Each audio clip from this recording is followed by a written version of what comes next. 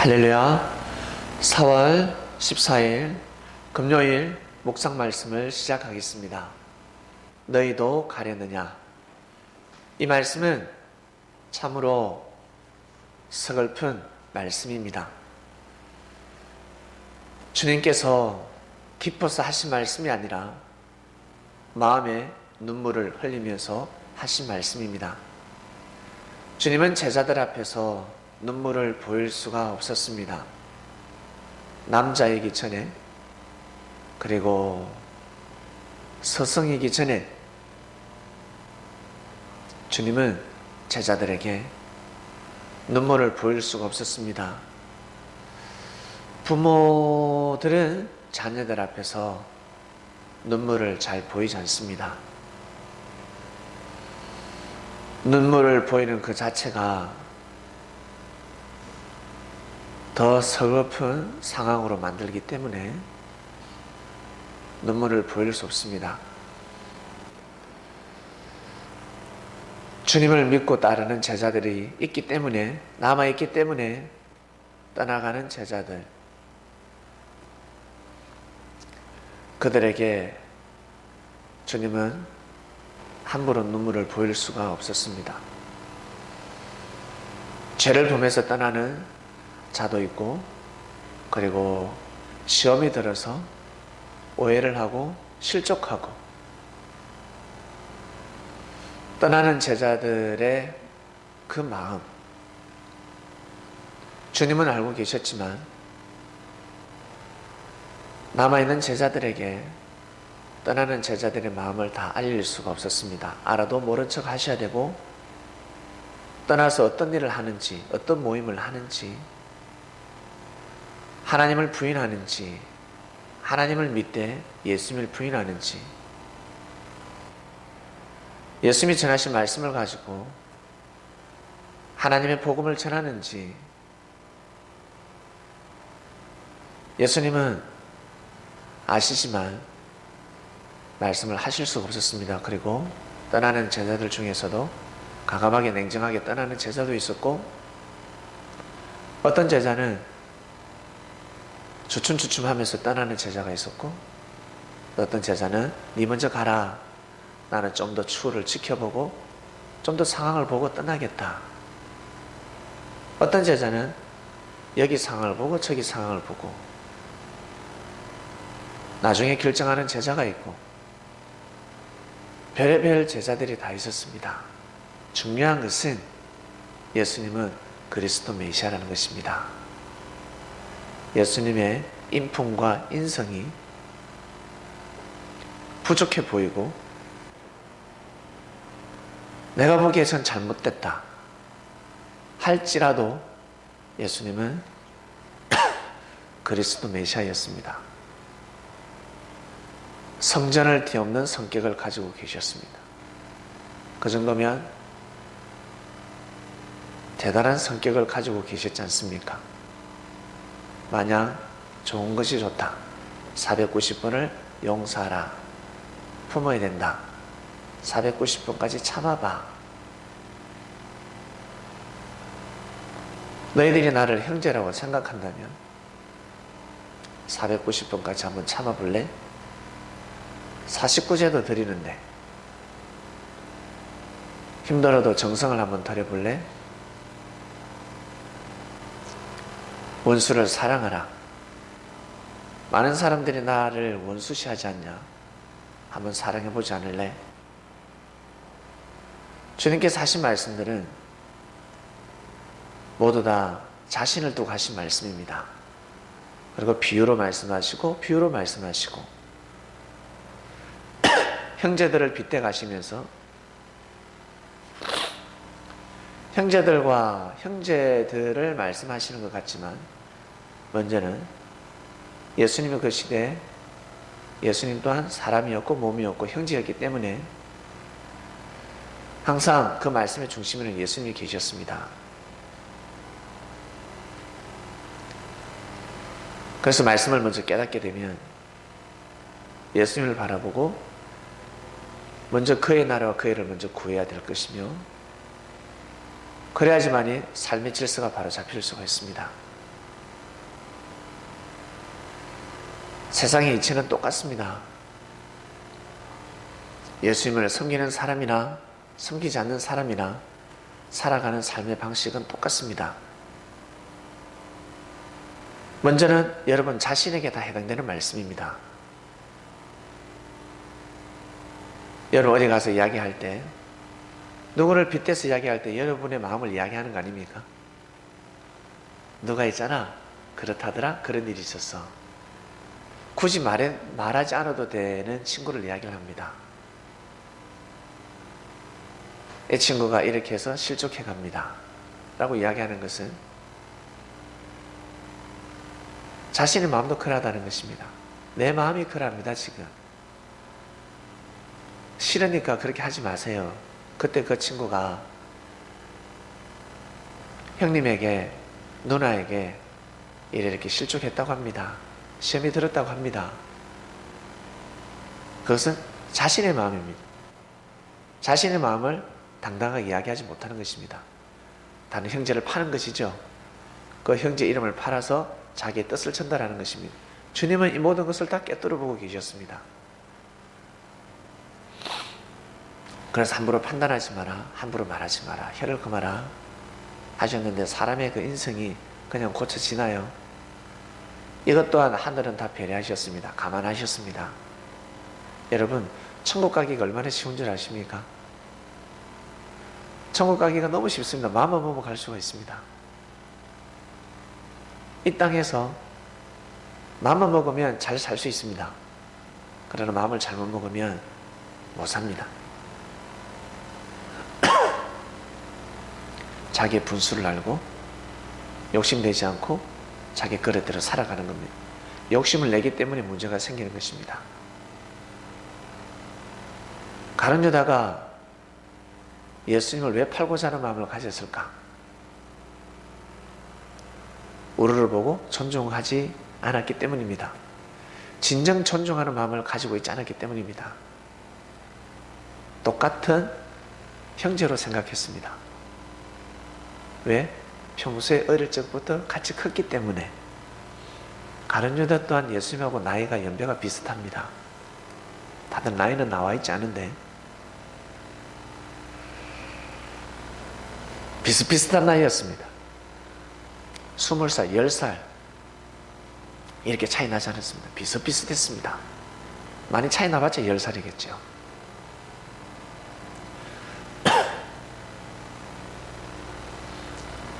보니까 예수님도 실수하거든요.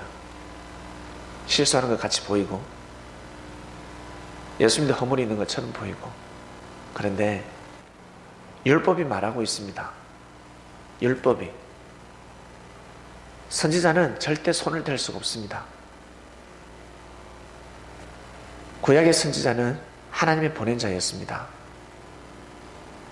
사람이 세워지면 백성들은 믿어주는 것이 바로 일입니다. 믿어줘야 합니다.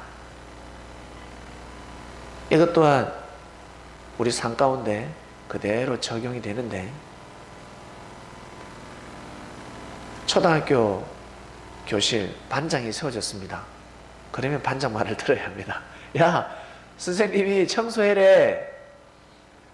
야, 집에 가지 말고 1분단, 2분단 남아있으래, 선생님이. 오늘 받아쓰기 50점. 자, 손들어. 선생님이 지금 그거 10번 쓰고 있으래. 이 새끼 놀고 있네. 네가 뭔데? 친구들은 달라듭니다. 왜? 똑같은 형제니까. 근데 선생님은 그 반장에게 시켰습니다. 한 사람을 세워서 전달했습니다. 이 아이를 믿어주는 사람을 보는 겁니다. 그래서 요즘은 1년 동안, 6개월 동안, 1년 동안 한 명을 세우지 않고 한 달에 한 번, 2달에 한 번 돌아가면서 시키지 않습니까? 한번 해봐라. 너희들도 한번 해봐라. 네가 얼마나 잘하는지 한번 해봐 라고 합니다.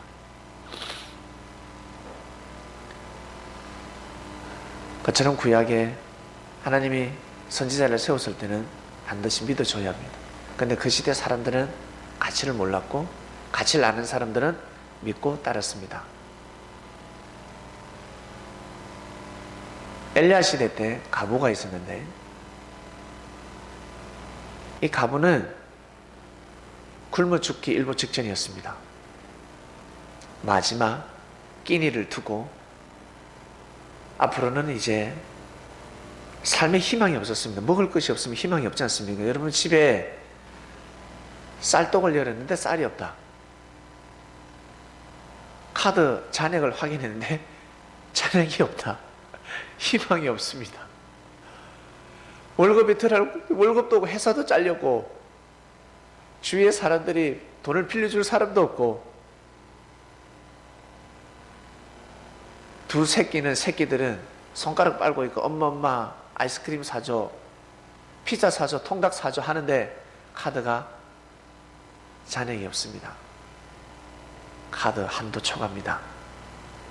이럴 때 부모 마음이 어떨까?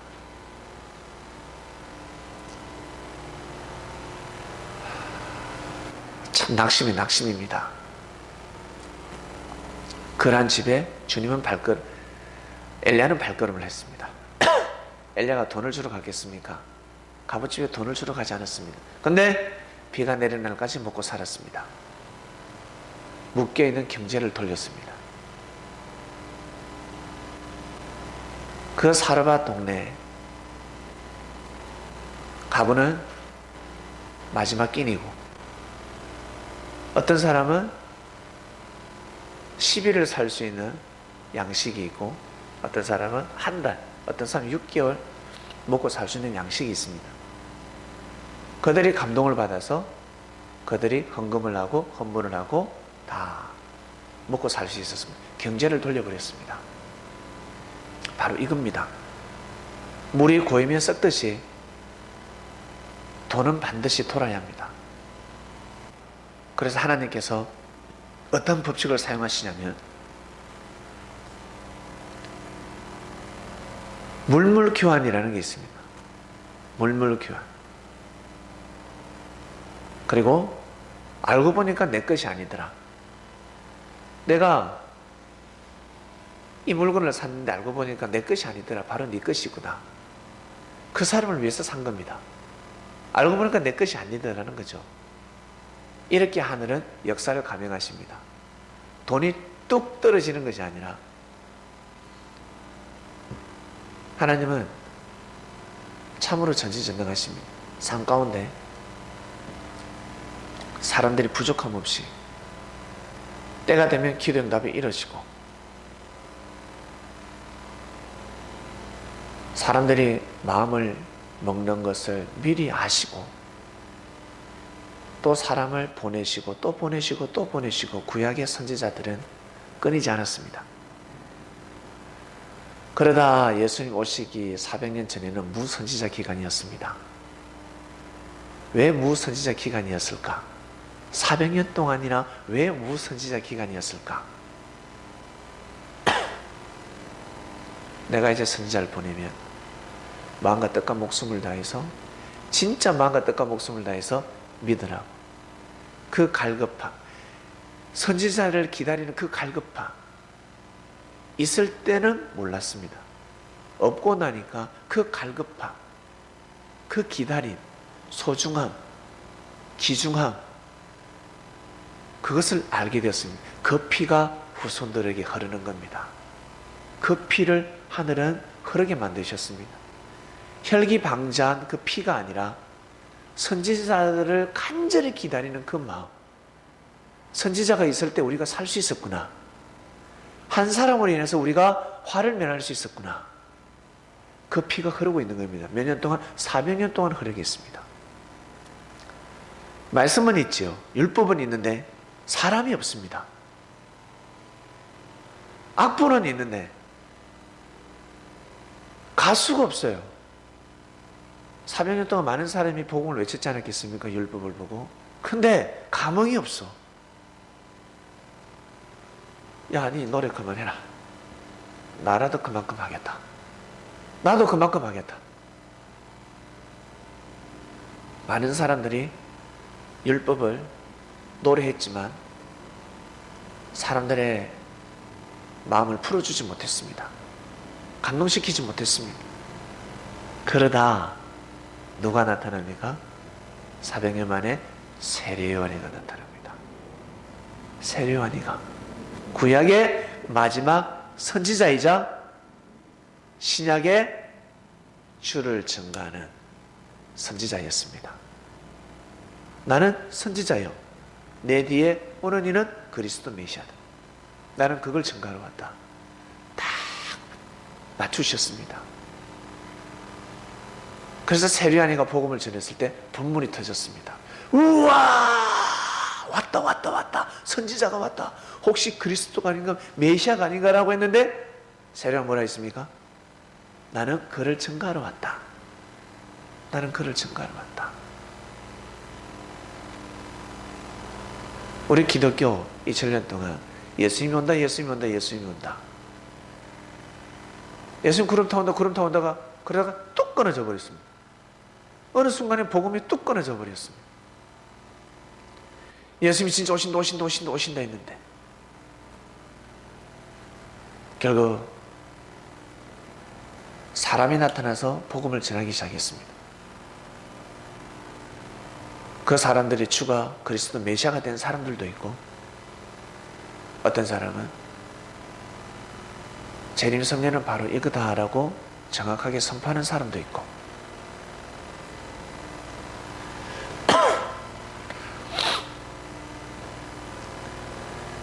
하나님은 그 때를 딱 맞추셨습니다. 예수님 시대 때 완벽하게 맞추셨습니다. 근데 사람들의 책임 분담을 잘못함으로 인해서 빗나가 버렸습니다. 세례 요한이가 실족해 버렸습니다. 예수님을 보좌하고 믿고 따라야 하는데 제대로 전가하지 못했습니다. 처음에는 전가하다가 나중에는 전가하지 못했습니다. 그래서 육적인 감옥에 갇혔는데, 지금은 영적인 시대 아닙니까? 영적인 감옥에 갇혀버립니다. 복음을 중보해야 되고 역사를 중보해야 될 자들이 자기 지를 떠나게 되면 영적인 감옥에 갇혀버립니다. 그리고 세례 요한이가 무너지면 많은 제자들이 떠나가게 됩니다.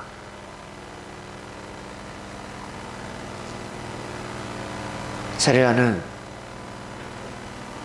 예수님을 팔진 않았지만 많은 사람들을 실족시켰습니다. 많은 사람들을. 엄청난 죄를 범했습니다. 실족하는 사람도 죄고 실족시키는 사람은 어마어마한 죄를 범하게 됩니다. 왜? 세례 요한은 온전한 복음을 전하지 못했습니다. 예수님을 온전히 전하지 못했습니다. 잘 증거했어야 되는데 예수님이 없으면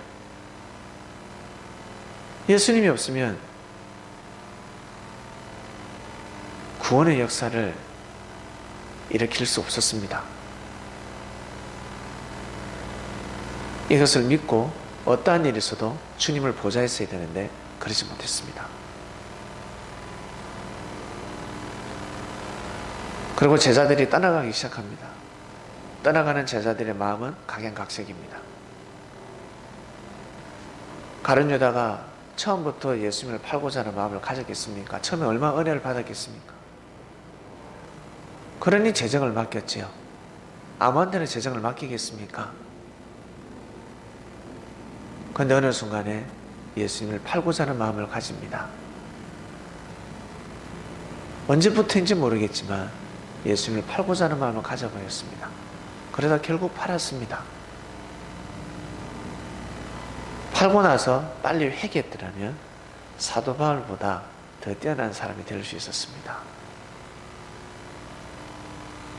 애석하게도 가룟 유다는 회개하지 못했습니다. 성격이 그랬나 봐요. 성격이 호탕한 성격이 아닌 것 같아요. 한번 빠져버리면 그냥 확 빠져버리는, 헤어나지 못하는 성격이었습니다. A형인지 B형인지 O형인지 AB형인지 모르겠지만 소심한 성격이었습니다. 대범하지 못했습니다. 대신 계산은 잘했죠. 계산은 참 잘했습니다. 많은 제자들이 회유를 시켰을 겁니다. 형, 그러지 마세요. 오빠, 그러지 마세요. 많은 사람들이 회유를 시켰는데 나는 아니다. 그런 마음 가지고 있지 않다. 라고 하면서 결국에는 팔아버렸습니다. 결정적인 역할을 해버렸습니다.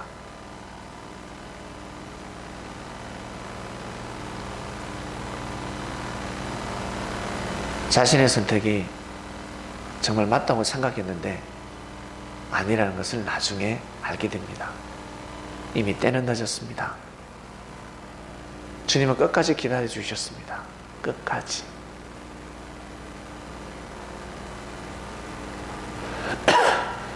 우리가 타고난 성격이 있는데 여러분, 우리가 이미 이 성격을 타고났지만 여러분이 가지고 있는 성격을 어찌 바꾸겠습니까? 피를 바꿀 수 있습니까? O형을 A형으로 만들 수 있습니까? 못 만듭니다. 만들 수 없습니다.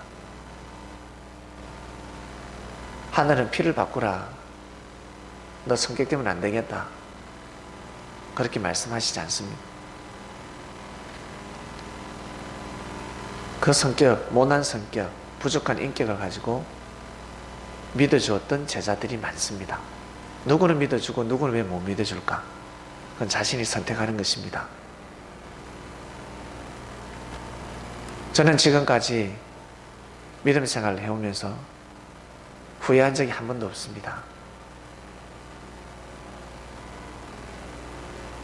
제가 모시고 섬겼던 나의 신앙을, 나의 마음을 하늘 앞으로 인도해준 사람이 어떠한 죄를 범하고 어떠한 허물이 있고 어떠한 잘못을 했다 할지라도 저는 후회한 적이 없습니다. 왜냐하면 많은 은혜를 입었기 때문에, 그리고 제 마음에 형제를 사랑하는, 허물을 덮어주는, 죄를 정죄하지 아니하고 하늘 앞에 맡기는 마음, 그 피가 내 몸에 흐르고 있었습니다. 마치 다윗이 사울을 사랑하듯이 하늘 앞에 맡기듯이 내가 해야 될 직분은 끝까지 사랑해주고 믿어주는 일이라는 것을 알게 되었습니다. 그렇게 살다 보니까 나중에 은혜가 차고 넘쳤습니다. 결국 하나님한테 인정받을 수 있었습니다. 그러한 정신이 있어야지만이 생명을 살릴 수 있는 일을 할 수 있기 때문입니다. 많은 사람들을 이해해 줄 수 있고 품어줄 수 있기 때문입니다. 착한 사람, 보기에 착하고 화도 내지 않고 마냥 상냥한 사람들,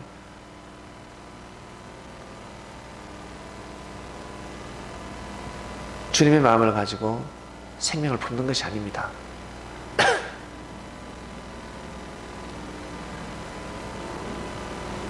시간이 지나 보니까 알게 되었습니다. 여러분보다, 우리보다 착한 사람이 많지 않습니까? 선해 보이는 사람이 많지 않습니까? 그럼 하나님 보실 때 착하고 선의 기준을 어떻게 내리실까? 주님은 제자들에게 너희도 가리느냐? 참으로 서글픈 마음을 가지고 말씀을 하셨습니다. 기쁜 말씀이 아닙니다. 가는 걸 뻔히 알고 계셨기 때문에 누가 갈 것인가? 돌이키지 않을래? 가는 유다야, 너는 제발 팔지 마라. 너 그러면 아니 되는데. 가는 유다부터 시작해서 많은 제자들이 떠나가기 시작했습니다. 가는 유다가 상당한 역할을 하지 않았겠습니까? 여러모를 했습니다. 이미 마음에 넘어가면 예수님이 진짜 그리스도 메시아야, 예수님은 죄가 없어, 예수님은 그런 짓을 하지 않아서 진실을 들어도 이제는 회복할 수가 없습니다. 실족했기 때문에 다시 살아날 수가 없습니다. 발목이 삐끗했는데 어떻게 그걸 빨리 낫을 수가 있어요? 시간이 지나야 합니다. 한 달, 6개월, 어떻게 3년, 6개월 지나야지만이 그 발목 다시 회복되고 다시 길을 걸어갈 수 있습니다. 그래서 발목을 삐끗하게 만든 사람은 죄가 더 크다 했습니다. 그러한 주관입니다. 시간이 지나보면 알게 됩니다. 왜 이런 말씀이 나왔는지. 그래서 하늘은 다 알고 계십니다. 중요한 것은 여러분 이 말씀을 여러분 삶 가운데 축소하고 축소해서 여러분 개인 것으로 만들어서 여러분 꼭 여러분에게 주어진 그 일, 사명을 꼭 하시길 바랍니다. 하늘이 주신 일입니다. 그리고 믿음을 꼭 지키시고 온전한 길을 걸어가시길 바랍니다. 그러면 나중에 여러분을 또 끝까지 믿어주는 사람이 생깁니다. 살다 보면 어렵고 힘든 일이 있을 것이며 허물이 드러날 때가 있을 것이며 내가 죄를 범할 때도 있지 않겠습니까? 그럴 때 하나님이 사람을 통해서 위로해 줄 수 있고 믿어줄 수 있는 그때가 도래하게 됩니다. 결국 베드로가 반석이라는 것을 발견해낼 수가 있었습니다. 베드로가 반석이라는 것을. 베드로뿐만 아니라 자칭 반석이 많았지 않겠습니까? 동명이인들이 많았습니다. 니마 반석이가 나도 반석. 예수님 저도 베드로라고 지어주세요. 반석이라 지어주세요. 그래 그렇게 해. 이 동네 가도 철수, 저 동네 가도 철수 있는 것처럼 반석. 예수라는 이름이 얼마나 많았겠습니까? 그래서 나사렛 예수라고 한 겁니다. 많았습니다. 네가 목수의 아들이냐? 근데 역사가 지나고 나서 시몬이가 베드로 반석이라는 것, 역사가 기록될 수 있었습니다. 그 당시에 부를 수 없는 말씀들, 시간이 지나고 나면 한 달, 6개월, 1년, 그리고 10년, 20년 지나고 나면 누가 반석인지 베드로도 떠날 수가 있었습니다. 근데 믿음을 지키고 또 지키고 또 지키고 하다 보니까 섭리가 맞았고 그러다 시간이 가다 보니까 어쩌다 보니까 역사의 기록이 되는 자들이 되었습니다.